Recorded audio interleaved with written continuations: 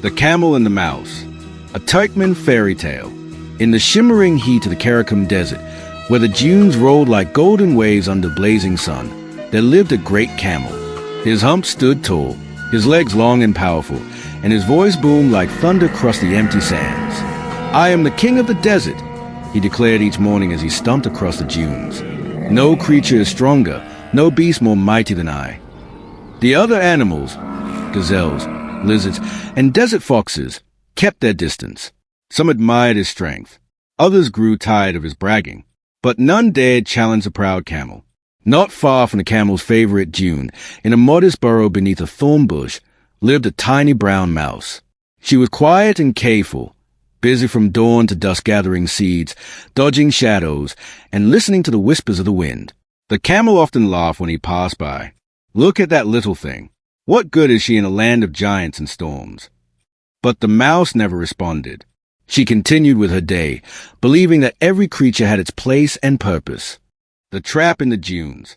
One scorching afternoon, as the sun burned high in the sky and mirages danced on the horizon, the camel stumped proudly across a stretch of unfamiliar sand. With each heavy step, he felt the earth shift slightly beneath him. Suddenly, crack! The ground gave way. With a terrified cry, the camel plummeted into a deep pit, cleverly hidden beneath sticks and sand. At the bottom, ropes tightened around his legs, part of a hunter's trap meant for a gazelle or a wild goat. The camel thrashed and kicked, but the ropes only tightened. Sand collapsed into the pit. His voice, once so loud and proud, echoed with fear. "Help! Is anyone there? Someone help me!" he cried, his legs trembling beneath his heavy body. Far away, in a burrow, the mouse heard the desperate cries. She poked her head out and saw a bird flying away from a distant dune.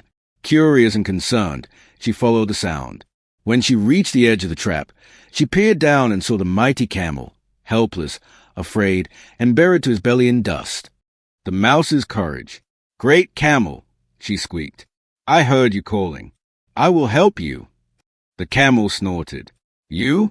You are but a speck. This is no place for a creature so small." But the mouse narrowed her eyes. "Even a speck can make a difference. Hold still." Without waiting for permission, she scurried down the side of the pit, dodging falling sand and weaving between the tight ropes. Then, with teeth no bigger than grains of rice, she began to gnaw. The camel groaned. "This will never work." But the mouse didn't answer. She just kept chewing steadily, patiently, through the thick, sun-dried cords. The sun sank lower in the sky. Her teeth ached. Her tiny body trembled with exhaustion. Still, she chewed. Freedom and a new friendship. As twilight painted the desert sky with streaks of red and gold, there came a final, satisfying snap. Then another, and another. With a great heave, the camel pulled himself free and climbed out of the pit. He stood shaking, covered in dust, and stared at the little mouse below. You freed me," he said softly. The mouse climbed out beside him, panting. "Yes," she said, smiling, "though you once called me useless."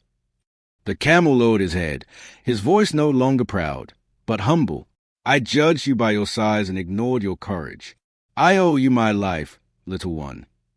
"Sometimes," the mouse replied, brushing sand from her whiskers, "the smallest heart can hold the greatest strength. And sometime the proud must fall to see what truly matters." From that day forward, the camel and the mouse traveled together. The mighty beast protected his small friend from hawks and snakes, while the mouse guided him through places he could not go alone, narrow canyons, thorny thickets, and secret paths of the desert. Wherever they went, animals would stop and stare. "What an odd pair," they whispered. But those who listened to their story learned something important. True strength is not in muscle or might, but in kindness, courage, and the friends who stand by us, no matter how small. The end.